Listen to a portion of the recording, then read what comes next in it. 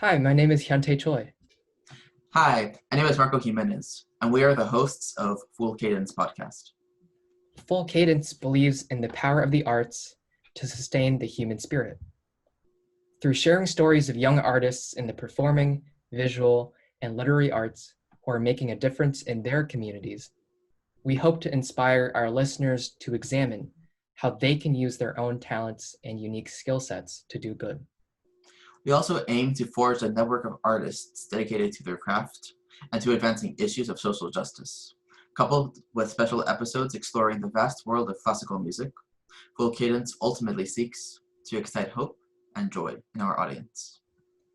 If you would like to be featured on this podcast or would like to nominate someone, please feel free to contact us at fullcadencepodcast@gmail.com. We have a very special guest here with us for this episode.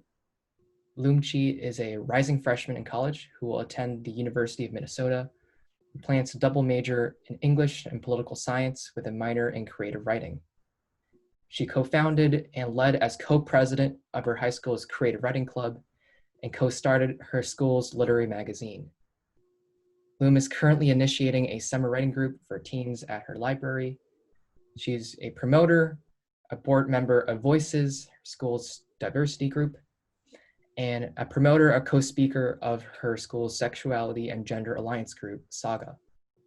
She is also an assistant principal second violinist of her school orchestra. Her biggest project in high school was working with her professional editor to traditionally publish her 3-part book. If not her book, Lum's been recognized by prestigious writing contests like Scholastic and Bennington Young Writers.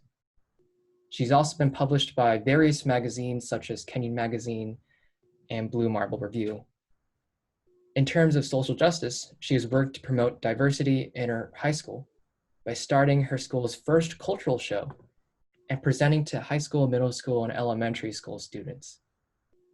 She has also presented at her state capitol and gave a virtual speech with the Saga president about youth intervention and social justice for the Minnesota Social Activism Regional Program.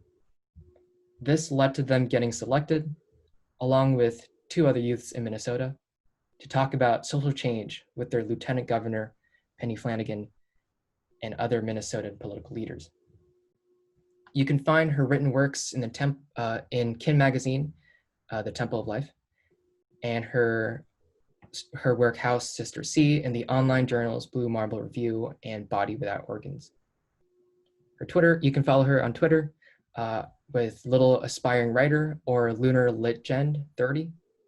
And her Instagram is Lunaire35, LUNNAIRE 35.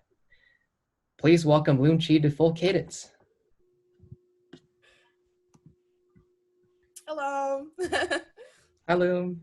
I'm curious what your experience is like, Lum. I know that for me, a composition either gets done in like 5 hours or it gets done in like a year. It's a pretty drastic thing, and either all is one creative burst or it just goes through a very long process of editing.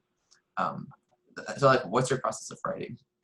But yeah, for my writing process, I first of all plan, like, again, I make an outline like of the plot, because I need to have an idea where things are going, because my brain is scattered and blah, blah, blah. So I just need to be able to organize things. No, it's okay. And organize things. And then my second part of outlining is 100% the characters. Characters are extremely important. Like, biggest thing for me is I do not want to have a Mary Sue or a Gary Stu. I'd rather jump off a cliff before that happens. Like, those are like one of my biggest pet peeves. Like, I want characters that are realistic and that are 3-dimensional and like have like good like background. So I really take the character planning extremely seriously. And then I write the story. Like, for my book, I feel like my creative burst just happened like every day, which like there were some days where I was like, but I made sure to work on it every day because I just wanted to like get to the exciting parts and to like the connections of the characters. So yeah, and like Yeah, I think that's just, and sometimes I didn't even follow my outline too. Like I would just be writing and I just go this completely different direction. I'm like, this is even better. I'll go with it. Like stuff like that. So that's probably my favorite part, where like you just go outside your outline and just experiment. And I also heard they got like vocabulary and linguistics recognized by linguists and Merriam-Webster. So how does that work? What was that? Yeah, so basically, like, my editor, she has, like, a social media, and she had, like, a Twitter, and so she basically went on Twitter and talked about, like, how I would, like, my writing style and how I would write, and I think I would experiment with certain technical words, like, I put in buffer instead of hesitate and things like that, and it just, for some reason, attracted, like, the attention of different linguistics and, like, Merriam-Webster, and they were just commenting, like, being like, who is this? Wow, that's cool. And when she told me, I like literally had a mental breakdown. I was like, what? Like that's crazy.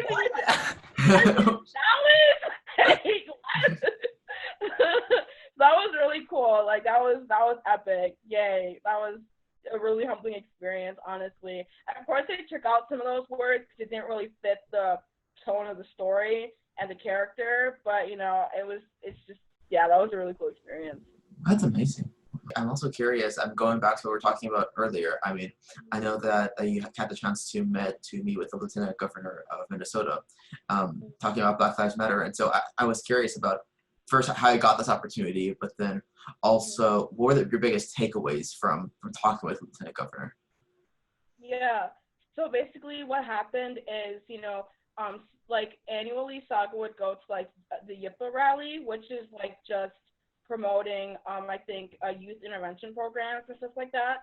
So the president and I were invited to like speak about our experiences. And like, I'm just gonna clear this out before like anybody thinks otherwise. I wasn't speaking on the behalf of LGBTQ people because I have no right to be doing that as a straight cis person. I was instead talking about my experiences as a person of color because I felt like having LGBTQ and like a person of color would be like a great way to diversify like the message. And so basically we went to the basement of the Capitol and we presented our like speech to motivate people. And so the people who organized it like really liked our speech. So they invited us to like say our speech for like the social activism program. So we have to record it and send it to them. And then they liked it again. So they told us to go and represent youth intervention programs and to talk more about like social issues to Peggy Flanagan, along with two other people who had experience with youth intervention programs. So we went, and so basically Peggy, I think she mentioned that she was part Native American and things like that. She was talking about her experiences, letting us get to know her, and it was a literal round table. Like it was her, and then there was some other like politicians, and then there was like those two other girls, and then it was me and the president, and then behind us were students watching from other programs or like schools, and one like was an entire like section of kids who appeared Hispanic and Mexican and Latinx, and then the other group was like African Americans, and then other races and ethnicities. But yeah, we basically said our speech to her and like talked about our experiences, and she listened to us very intently. And then after that, she addressed us individually. She first addressed the president and was saying how she was like really proud and inspired hearing her story. And then after that, she addressed me and like my experiences. And it was like, I can't really like explain what I felt when she was like just talking to me. And she wasn't condescending. She was really like comforting and like down to earth. So I really liked talking with her, and she was mentioning how like you say that that like certain leaders are an inspiration to you or other people inspire you, but have you ever taken the time to like think that you've inspired so many people and that you've inspired every single person in this room? And I was like, nope. No. She's like, yeah, you have even inspired me. And I was like, oh, holy crap, wow. And so like being able to like hear that from her I feel like was one of my biggest takeaways. That and like her speaking about how as like a Native American woman, having such like a really huge job. I think she said her office was in front of like this statue of this white politician or whatever who was responsible. I think he said something really degrading about Native Americans, like historically back then, I don't know, and he was just pretty racist. And so seeing that statue is an insult to her, but it's also really like empowering to her because like this historical figure said all these things, like, you know, look at me, I was able to do this. I was able to like climb up and inspire other people of color and like make changes. So yeah, that was another thing that really inspired me talking with her. So. Wow. Yeah. Well, I mean, that sounds so amazing. I mean, to know how much you inspire others. It's great. Yeah, I did. I never usually think about that, to be honest. Like, I just like live my life, I guess. Like, basically why I think that hit me really hard is back then I was a lot more talkative.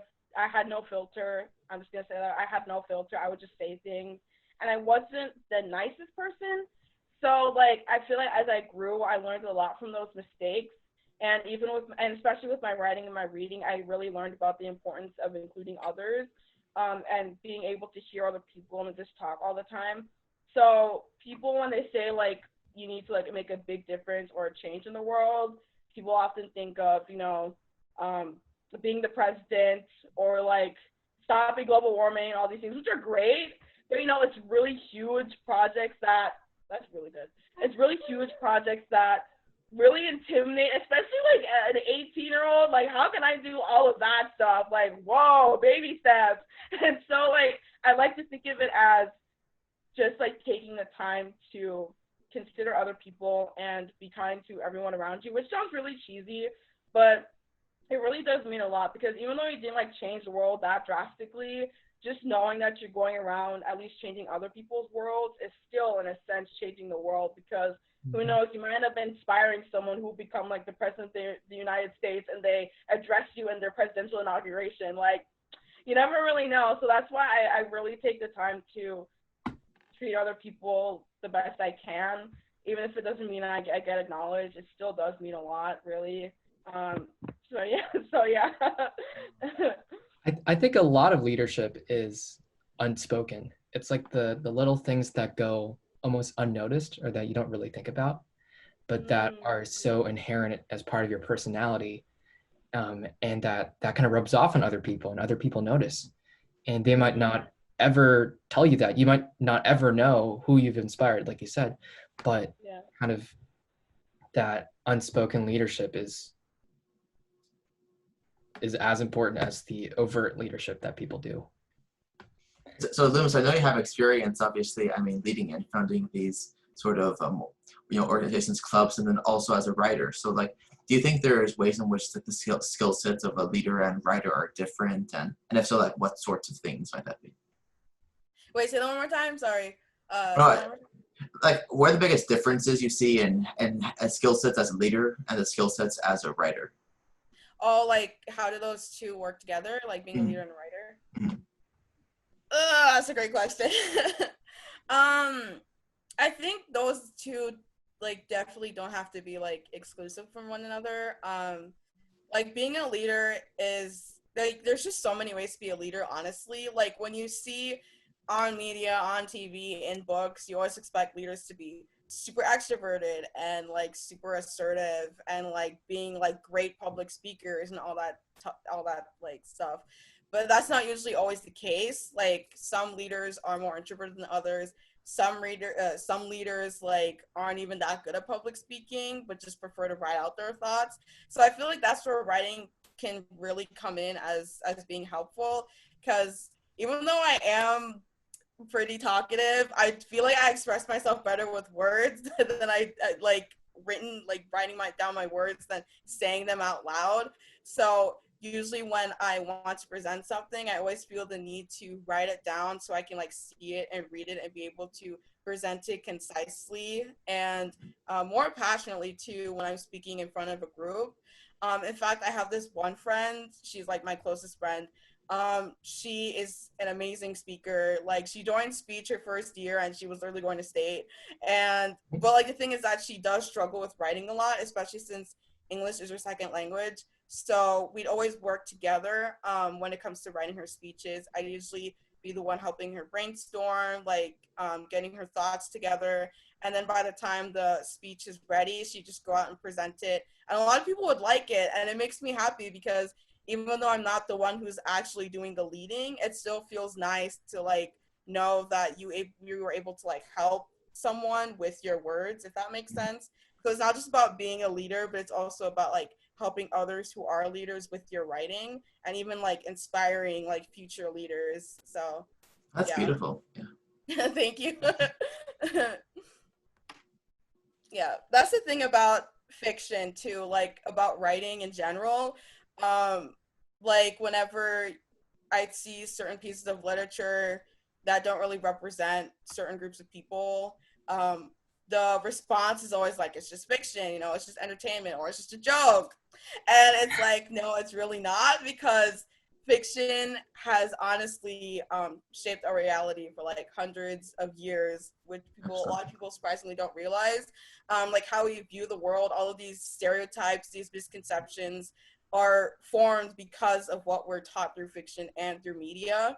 And so I feel like that's another important aspect about writing, because as a writer, you also have to be a reader. So you have to be careful about certain things that you read. Like you have to be open-minded when you're reading too, so that you're able to like learn about different cultures if you're interested, or about writing about different perspectives that you have no experience in. Like for instance, I'm straight, I'm a cisgender woman. So if I were to write like a story about somebody who's gay or who's transgender, I'd number one need to have like a sensitivity reader. Like I need to have someone who's actually gay or transgender to read it over and make sure that I'm not saying anything offensive. And number two, I'd actually have to be open-minded with reading more literary works that represent LGBTQ members in a positive light and in a realistic light, in order to portray them in a realistic and non-harmful light. Right, So, right. mm-hmm. So I mean, on that note, how do you think that your experience as a writer and as a reader, and obviously someone who's so interested in this, how do you think that experience has helped you in fighting for justice? Yeah, that's a great question. Because funny enough, when I was younger, I like used to hate reading. I thought it was the stupidest thing in the world. Like I was the kid where it's like silent reading. I was just like, don't. But as like I picked up this one book called The Magic Half, and I still really love it to this day, because it's what made me love reading in the first place, because I got to experience things that I never would have otherwise.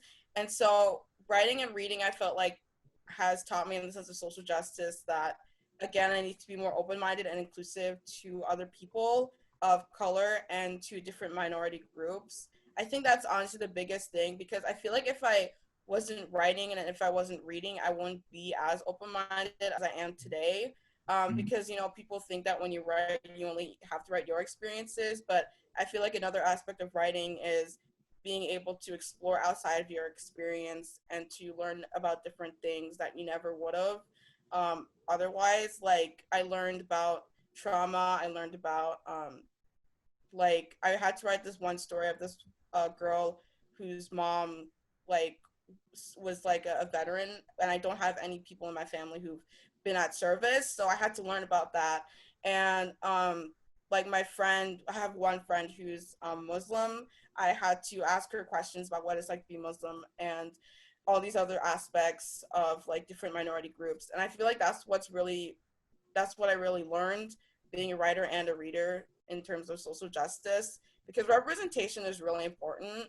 That's what I've learned in when it comes to like writing about fiction and reading fiction. Because when I was younger, I've only ever read stuff that represented the white experience. So it only made sense that when I was writing certain stories, I would erase myself completely and I wouldn't even realize it. Like I'd sit down, I think of writing like a short story, and whenever I thought about writing my experience as a Black person or adding more diversity, whether it be someone who's Hispanic, someone who's Native American. I completely dismiss the idea because I'm just like, why would I write about that? Like, that's not something I see all the time. And I even thought that my experiences weren't valid because whenever I do try to speak out as a person of color, people won't really take me seriously. And so that's why I am so passionate about writing and reading as a person of color, because representation is like, if we don't see each other, if we don't see ourselves enough in media and fiction, in entertainment, we don't really see ourselves as important. We don't feel seen, we don't feel heard. And so that's why I feel like it's really important that people need to be looking outside of themselves when it comes to the arts, especially. So yeah, because honestly, racism and other forms of discrimination is an institutional thing.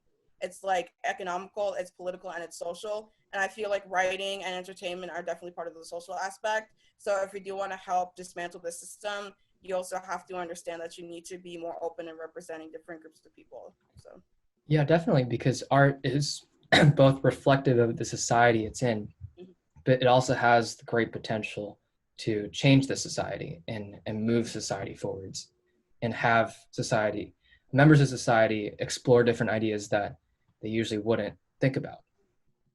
yeah. So yeah, I definitely agree. Right.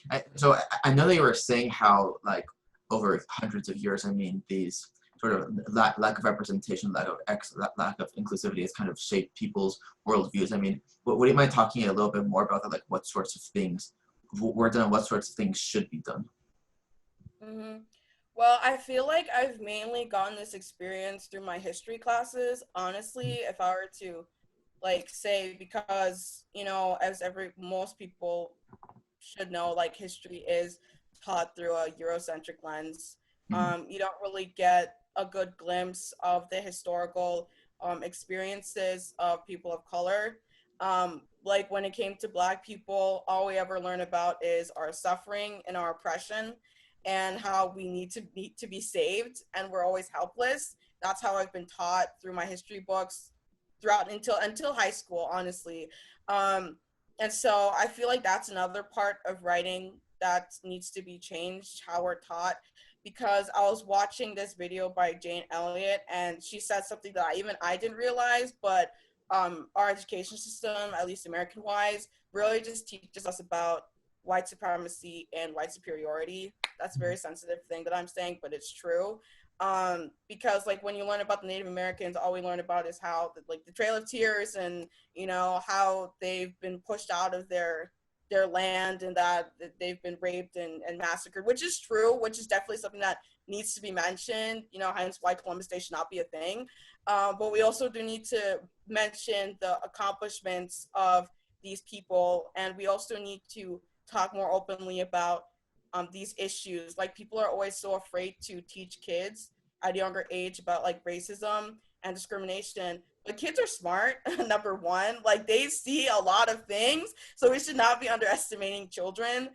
We start seeing race since like preschool. Like, since preschool, people were asking me about my skin color. So I think at a younger age, the better. Like, we should be teaching about microaggressions. We should be teaching about acceptance of different people of color, and our history books should honestly, I feel like, be more representative of people of color, rather than just painting them as helpless. We also need to mention about how they've contributed to the successes of America, because all we ever learn about how America became so great is like our white founding fathers and our presidents. We never actually like expand outside of Martin Luther King and Rosa Parks. Like, I remember learning about Bessie Coleman at the airport. Like, I was just walking like during winter break in the airport, and I saw this like timeline of important aviators in history, and Bessie Coleman was like one of the first Black female pilots to ride a plane, and she came before Amelia Earhart, and I'm like,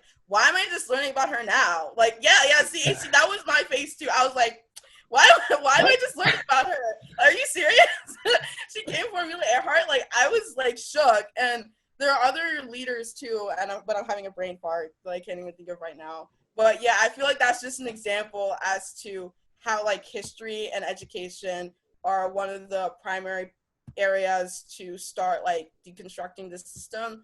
and teaching people about more about like the positives and like the successes of people of color, and how the system that we live in is built to oppress these people of color and LGBTQ people as well. LGBTQ is also very important because we learn little to nothing about LGBTQ history except Stonewall, which I'm pretty sure Stonewall is just like this much of LGBTQ history. So that's something else I feel like that needs to like help like start like this change of dismantling the system.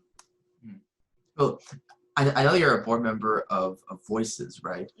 And so, like, what sorts of initiatives do you pursue to like make your school in this sense a more inclusive space and more representative? What sorts of things that you do?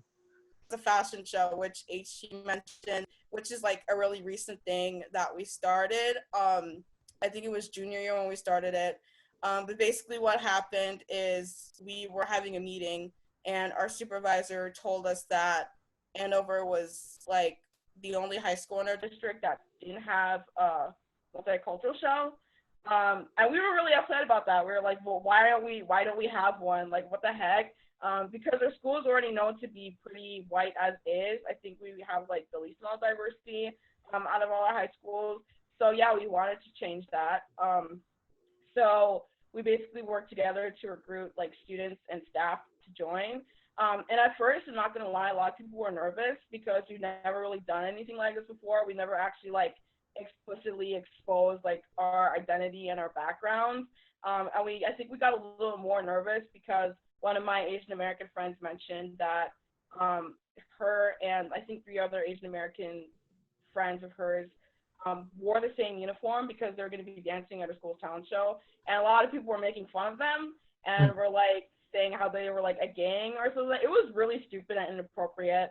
And so like people felt like the same thing might happen to them, and we had a lot of people drop out because of it. But we kept going because we didn't want to really give up. Because like we had something happen between the Voices group and student council, and a lot of people were saying that we might like fail or flop. So yeah, it was really hard to keep going, but we did. Fortunately, it was a success, like, because we had some staff who joined, and one of them was my AP US history teacher. God bless her soul, she's so amazing.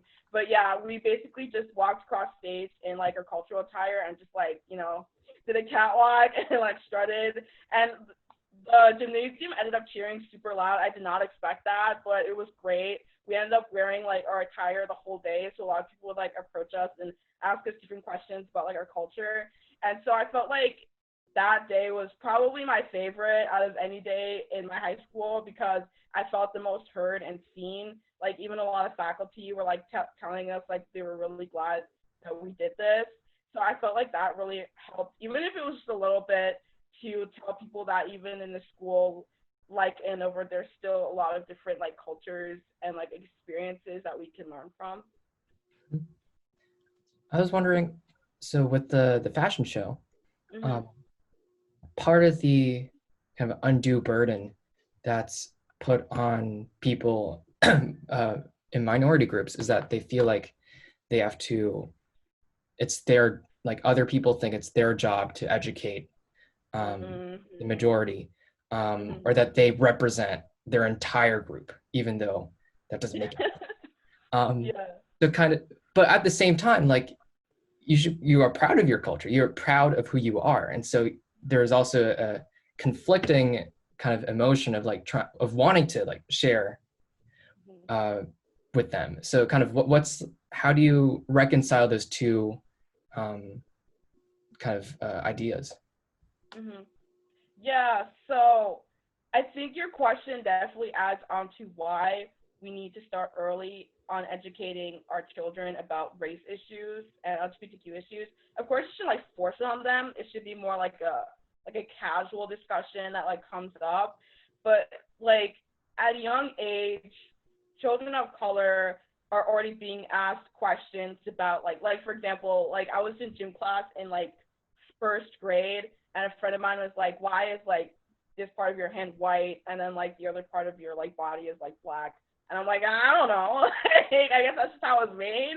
But like we're already being expected to like answer all of these questions and like as children of color. And of course, it's not the white children's fault. Like, you're just naturally curious, but it just comes to show that at a young age, we're expected to explain ourselves. And so I feel like that's why it's important to be talking about these issues at a young age. But when it comes to me reconciling between those two things, I honestly love to educate people. I love to help people understand. Even me as a person of color, I'm still learning a lot of like things about racial inequality and racial injustice, like the prison industrial complex. I'm like still learning about that. And like LGBTQ issues, I'm definitely still learning about that.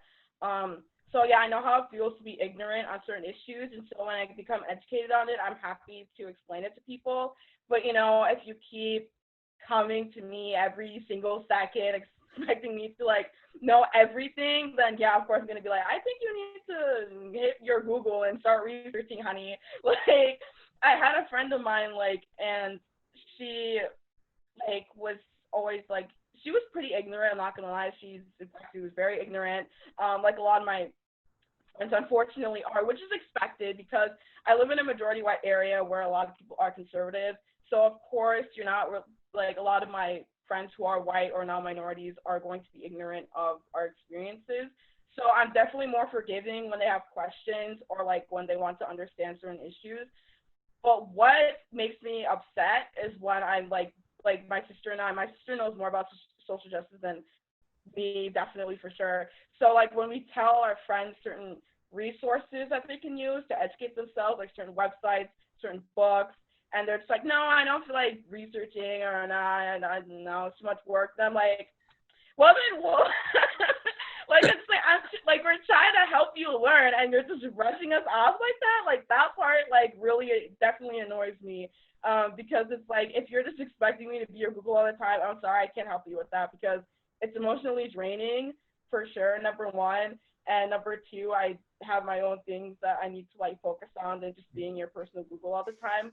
So I think it's fine if you want to ask person of color questions, but just don't overburden them. Like, be considerate, because they probably don't like being reminded of like discrimination and like all these things that are happening to them like all the time. So what activities do you think captivated people the most? What kind of conversations grabbed the attention of the kids you worked with the most?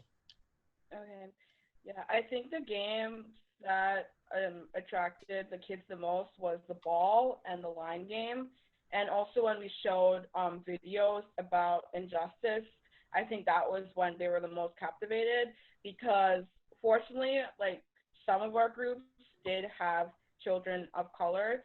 So whenever they did share their experiences, a lot of people would be listening. That's another thing, when people would like actually share their experiences, people would be listening. I think it's because like with the first one, it's like, oh, this is my friend who's talking. I didn't know that they had this experience, or oh, maybe I was like doing these kinds of microaggressions to them and I had no idea. So I feel like when you actually hear people talking themselves, like your friends and like your acquaintances, people you know, sharing their experiences as minorities, you're more like they're more in tune with what they're saying, because it's like they actually know this person and have an emotional connection to them. So of course they care about them enough to listen. So I feel like that's one big activity. And with the line game, I feel like that also helped, because again, it like visually showed how these like obstacles of oppression do impact people and can set people back. So I feel like when we were explaining these things to them, they're just like, oh wow, like people would say these things are happening, but seeing it in like a game form at least gives them some sort of insight that these are things that should be taken seriously. And the ball game, I feel like it's just like with the first one, because the ball game is really just people sharing their experiences. So yeah, I think those two activities are like the biggest ones that actually make people listen. And I completely like relate to you on like what you're saying, because with voices, I would try to recruit a lot of my white friends to join, because like, as you mentioned, racism is, it's like people just think it's like a black person's fight, or like the fight of people of color, but it's really not, because most like the number one thing is that we're not in power, so we can't really do much to like actually dismantle these systems unless like we try to gain some positions of power. But either way, it's still majority white, those positions of power. So having white people and non-minorities actually join us in alliance to dismantle these systems and using their white privilege to like benefit people of color, I feel like is one of the biggest ways to help dismantle these systems. So that's why I was like always going around saying like, come join voices, like come hear experiences and share yours too, because your experiences are valid too. But a lot of them wouldn't want to, like they were too nervous. They're like, I'm gonna be the only white person there. I don't want to do it because they felt uncomfortable. And it's like I understood to some sense because with Saga, like the president who was like a close acquaintance of mine, they were like, join Saga, but I'm like straight and cis, so I'm like, is it really my place to join? Like, why should I join? I felt scared, I felt uncomfortable, but eventually I just decided to go and see. And I'm really glad I joined because at the time I was actually feeling really conflicted about the whole LGBTQ issues that were going on because my parents are liberal, but when it comes to like LGBTQ stuff, they're really conservative, especially coming from Africa, like being African immigrants. So they'd be saying these things, and I wouldn't really know if I should believe them or not. So joining Saga, I felt like really helped me clarify that these are people too, and they deserve their human rights and acceptance. Yes, I did say some certain things that probably were seen as offensive, but they would actually like respectfully tell me that what I said was wrong. I would accept it and I'd learn. And so I feel like that was where I understand why certain white people are scared to join voices. But with my experiences of learning from Saga, I feel like you guys need to stop being scared of being uncomfortable because at the end of the day, it's not really about you.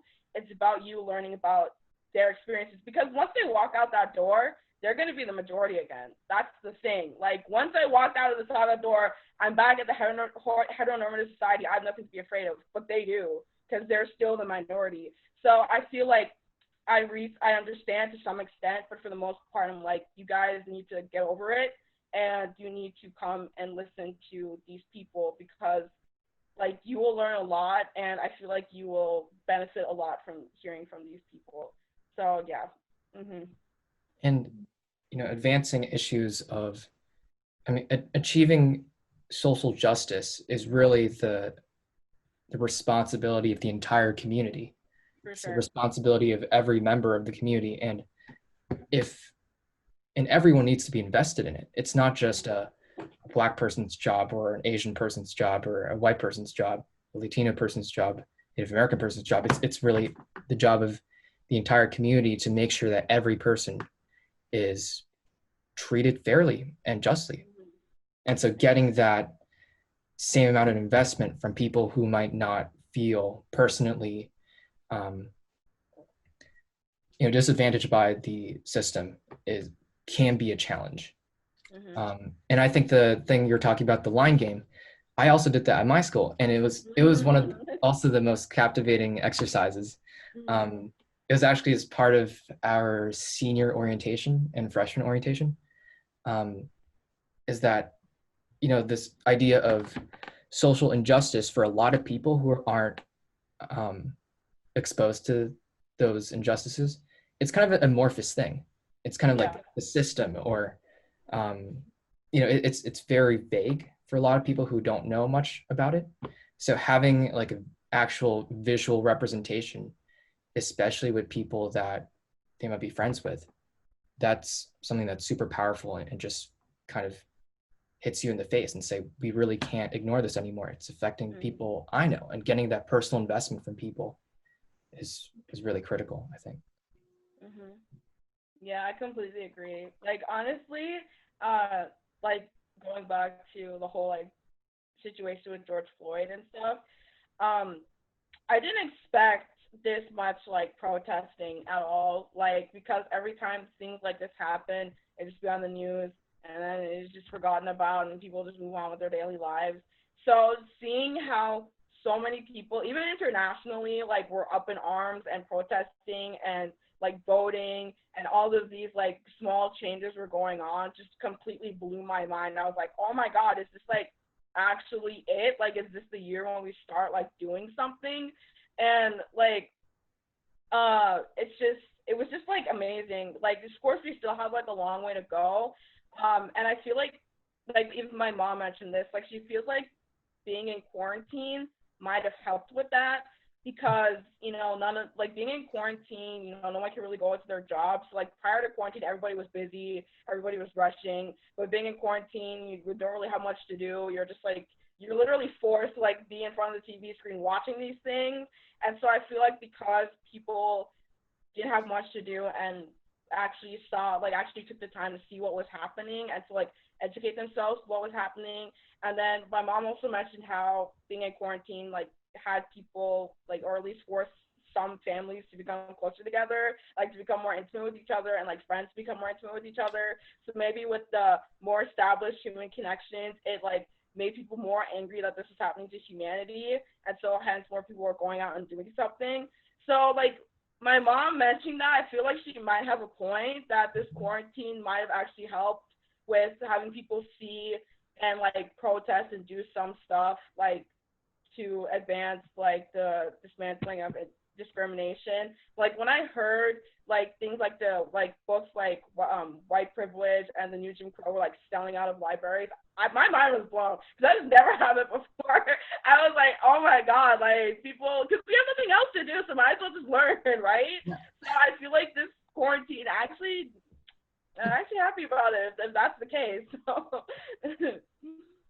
One question I might have for you is, when you do talk with people who might not know as much about these issues because they don't have personal experience with it, and you often get that initial pang of discomfort, maybe they feel like they're being talked down to or something like that. How do you deal with those sorts of emotions, and how do you combat them and, like, let them see the situation from the way that somebody else might see it? Mm-hmm. Yeah, that's a great question. I feel like it depends on the person for sure. Mm-hmm. Like, I'm definitely an emotional person. Like, I do struggle sometimes with keeping my emotions in check, especially when it comes to, like, sensitive issues like this. And that, like, what you said about feeling uncomfortable or, like, feeling like I'm being gaslighted and things like that was one of the main reasons why in the past I always avoided talk of race, because I think when I was younger, I ended up getting internalized racism. I didn't even know about it. Because when I was younger, I used to be, like, colorblind, quote unquote. I didn't really, like, see that. I just wanted to be friends with everyone. But then, like, as I grew, I'm like, oh yeah, that's not the case.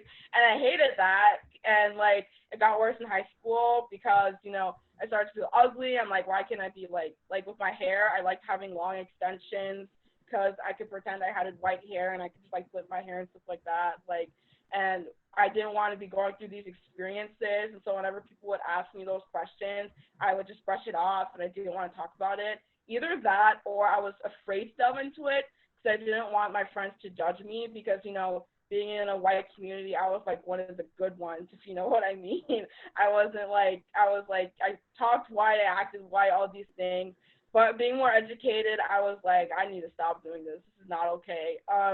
And so when it comes to dealing with those emotions, especially if I'm talking with, like, a more diplomatic person, I just try and work through it and just explain it in the best way I can without sounding like I'm antagonizing them or making them feel bad. But either way, I feel like there will be a form of discomfort because at the end of the day, things like racism and LGBTQ and all these issues are uncomfortable topics. You know, if they were comfortable, they wouldn't be problems in the first place.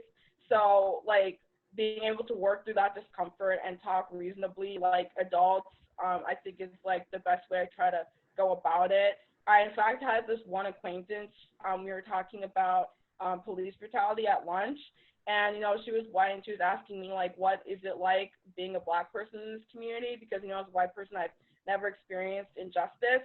And at the time, I was only giving her overt examples of racism, which I regret, because that's what a lot of people see racism as, you know, saying the N-word or, like burning, or lynching people and things like that. That's what most non-minorities or uneducated people think when it comes to racism. But it's really the subtleties, like the microaggressions or, like, ignoring racism when it happens in front of you, or, like, dismissing these topics or gaslighting people's experiences that contribute to racism. And so it's usually those things that I like to mention nowadays when I'm having discussions with people so they understand it at a more reasonable level. And, you know, if they're feeling uncomfortable and they're, like, feeling defensive, I still trying to make them understand, like, especially through an LGBTQ perspective, like, yes, as a straight cis person, I feel sad too when I realize I'm contributing do the discrimination towards LGBTQ. But you know what? You accept your privilege and you learn from it, or you use it to like help other people. That's usually the first step when it comes to dealing with these things. And if they still won't listen, if they're still being really strong-headed, and I'm like, okay, I give up. Usually, because at the end of the day, they're the ones who have to like accept it and teach themselves. I can only do so much, you know? Right. Now, if I may, what is it that I guess gives you the inspiration or motivation to keep on always trying to, talk to these people? I mean, what is it about this? Honestly, I think it's probably my younger brother. Like, he's 11, and so like seeing issues of police brutality, I do think of him a lot. He unfortunately is a lot like me. He has my personality completely. So like, and he's always clinging to me. Like he's like, I guess we're pretty close. Like he wants to do everything with me, and so I have a really big soft spot for him. And so when I think of the moment when he grows tall, which he will, because oh my God, the child is tall for his age, and like when his voice starts getting deeper and people start looking at him as a threat, I get worried because it's like I don't want people to look at this like innocent, really sweet boy and think of him as this monster. And so I feel like that's what really motivates me to talk more about these issues, because of him and because of, future generations, really, because if I were to have kids, or if friends I know who are people of color were to have kids, they have to struggle with having to teach their kids, how to avoid things like police brutality, or like teaching them about like their skin color and how to deal with these things, when really they shouldn't have to be dealing with these things. Like that's the thing. Like when it comes, I even wrote a short story about this because it just really hit me hard. But when people think of parenthood or motherhood, they just think of having kids and the good happy moments. But as a person of color, I feel like the obstacles are even bigger, because once your child walks through that door, you can't protect them anymore. You don't know what's gonna happen. And it's so sad because I remember watching on TV all these Black women with roses to represent the children that they've lost. Like, imagine being in that position, just like knowing that your child is gone because of their race. And so I feel like that's one of the big reasons why I'm just so into teaching people and educating people that these misconceptions, these stereotypes are so dangerous, because they're the reason why people are dying. It's the reason why people don't have the human rights that they deserve, But yeah, thank you so much for your time, and it's been a real pleasure to talk with you and have you on the show. Yes. Really. Yeah, you're welcome. Thank you for inviting me. Like, this is really fun. I really like talking to you and Marco. Marco, it was really nice meeting you. I like hearing about your awesome accomplishments with like your music and stuff. Oh, it's amazing meeting you too, Lum. Thanks so much for being on the show. Yeah, of course. Again, you can find Lum's written works online in Kin Magazine, Blue Marble Review, and Body Without Organs. And you can contact her via her Twitter account, Little Aspiring Writer, or Lunar Litgen 30, or follow her on Instagram, Lunaire35. Signing off, this is Full Cadence. You can follow us on Facebook and Instagram, and feel free to contact us via fullcadencepodcast@gmail.com.